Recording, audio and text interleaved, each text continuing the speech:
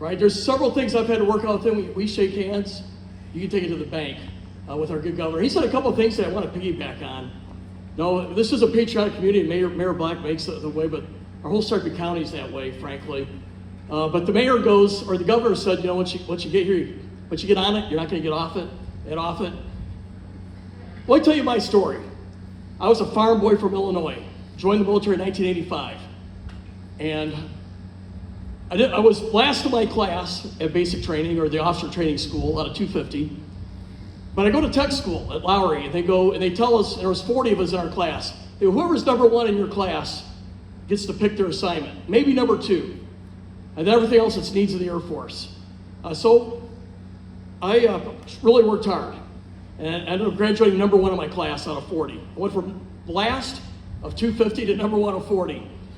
And I put in my dream sheet, anywhere overseas, I don't care where, I want to make it easy for you. I want adventure.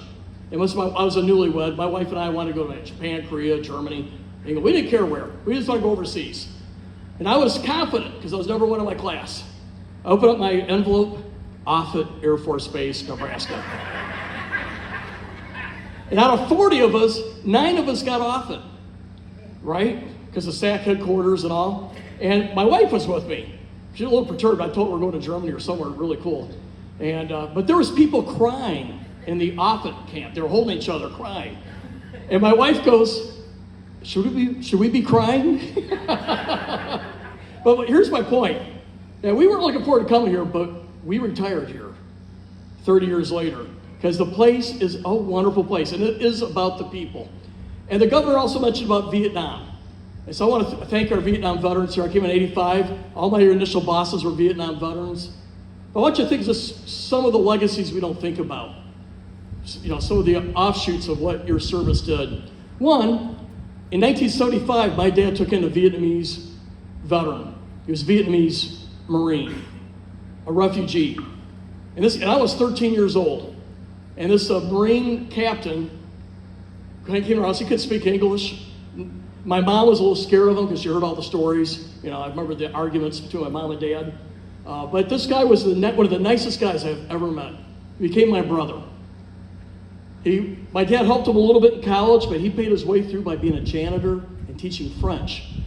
And when he retired, he had one of the largest companies in Buffalo, New York.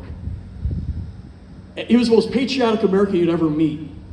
And you have Vietnamese Americans here today, they're the most conservative, patriotic people you would ever meet. This is maybe a legacy thing you may not think about, but it's one of the legacy things. Here's another one. I deployed 4 times in my 30 years in the Air Force.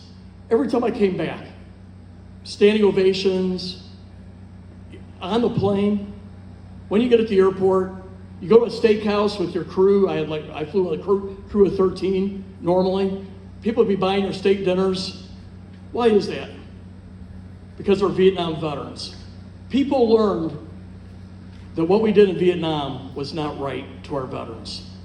That these veterans served because our country asked them to serve. And they weren't treated right when they came home. I hope our country never forgets that lesson. When our folks serve because our leadership, our president and Congress, makes those decisions, whether they're wrong or right. But that 18-year-old, he was not the congressman, he's not the president. He served because his country asked him to, and we always say thank you to those who serve. And our Vietnam veterans, they did deserve better. But I want you to know you made life better for us who served after you, so I want to thank you.